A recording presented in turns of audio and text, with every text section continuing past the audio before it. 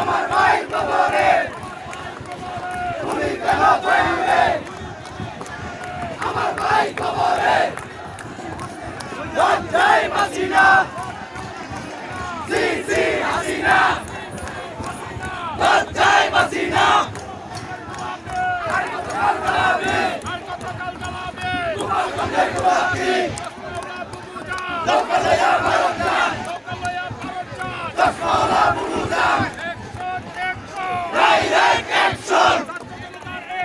Direct action!